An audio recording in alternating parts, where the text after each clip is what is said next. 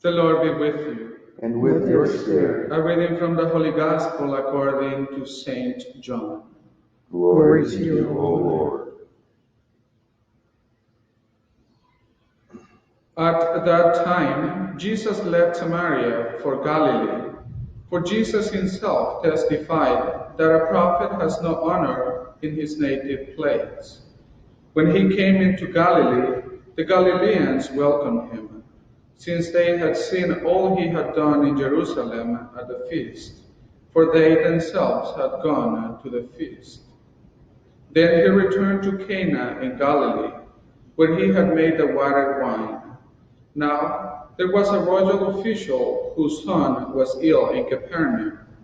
When he heard that Jesus had arrived in Galilee from Judea, he went to him and asked him to come down and heal his son, who was near death.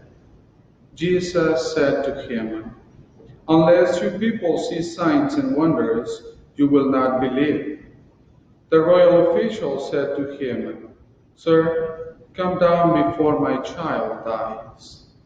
Jesus said to him, "You may go, your son will live." Then the man believed what Jesus had said to him and left. While the man was on his way back, his slaves met him and told him that his boy would live. He asked them when he began to recover. They told him, "The fever left him yesterday about 1 in the afternoon." The father realized that just at that time Jesus had said to him, "Your son will live." And he and his whole household came to believe. Now, this was the second sign Jesus did when he came to Galilee from Judea. The Gospel of the Lord. Praise to you, Lord Jesus Christ. Good morning. Good morning, Father. This Holy Mass today is offered for the repose of the soul of Loretta Elliott. Dear presentation parishioners, we miss you all here. We have recording one more Mass for you, and deep in my heart I know that we will see each other very soon in this beautiful space. But in the Gospel that we heard today, I want to reflect on two things in the Gospel that we heard today. And the first thing, and this is the second miracle that Jesus performed in his public life. And it's very interesting that the second miracle that he did was a healing of a boy who was about to die. That's the first thing that I want to mention, that this miracle that Jesus performed in his public life, that was a great sign.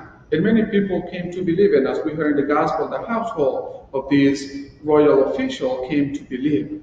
But I want to point on the second part of the Gospel today as well, that the royal official, what he did, he asked Jesus to go and heal his son.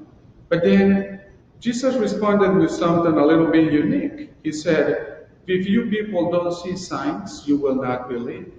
But then the royal official again repeated and said, "Please come down and heal my son."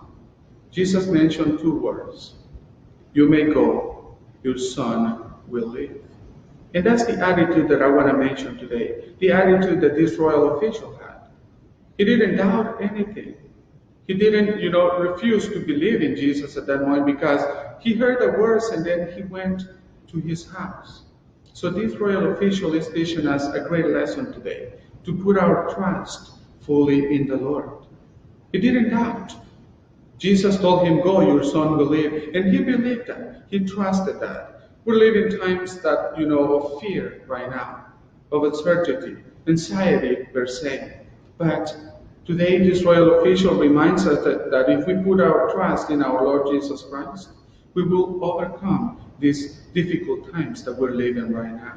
So today, my friends, let us put our trust. Let us believe that Jesus is the one who has power to help us to overcome everything that is happening in the world today, especially, this coronavirus situation that we're facing right now. If we trust, if we have the faith of this royal official, Jesus is the one who will do the miracle. In the name of the Father, and of the Son, and of the Holy Spirit. Amen.